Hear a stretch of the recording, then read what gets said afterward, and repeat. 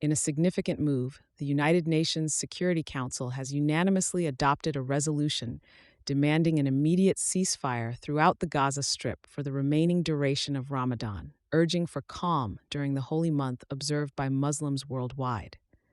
The ceasefire, which extends until the end of Ramadan on April 9th, aims not to only provide temporary relief but to pave the way for a permanent, sustainable ceasefire. The resolution garnered overwhelming support, with 14 votes in favor, but with a notable abstention from the United States. While the U.S. did not block the resolution, its abstention signals a complex stance on the issue. Despite the abstention, the resolution was welcomed as a united call for peace and an effort to alleviate the humanitarian crisis in Gaza. Prime Minister Benjamin Netanyahu of Israel expressed disappointment in the U.S. abstention, which he viewed as a departure from its traditionally consistent support for Israel's security concerns. In a statement, Netanyahu's office criticized the resolution for not conditioning the ceasefire on the release of Israeli hostages held by Hamas, a point that had been contentious in the negotiations leading to the vote.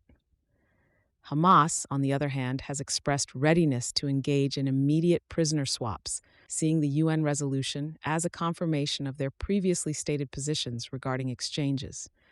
The resolution comes on the heels of a vetoed U.S.-sponsored resolution by Russia and China, which would have endorsed an immediate and sustained ceasefire.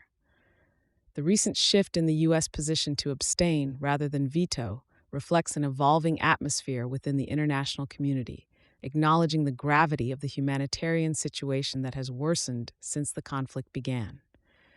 The White House has clarified that the abstention should not be misunderstood as a policy shift and emphasized that the resolution ought to have included specific language deemed crucial by the U.S. Ambassador Linda Thomas-Greenfield underlined the U.S. support for the resolution's objectives and continued to work intensively on realizing these goals through diplomatic channels.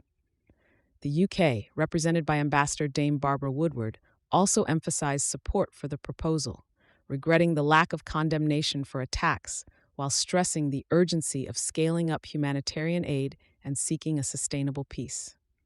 Antonio Guterres, the UN Secretary-General, echoed the necessity of implementing the resolution, indicating that any failure to do so would be unforgivable.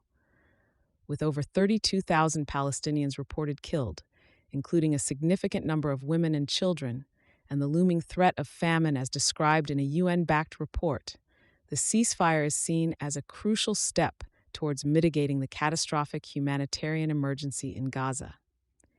In the shadow of this resolution's adoption, the international community watches on, hoping that this mandated ceasefire can provide a much-needed respite for the civilians of Gaza and serve as a stepping stone to a more stable and lasting peace in the region.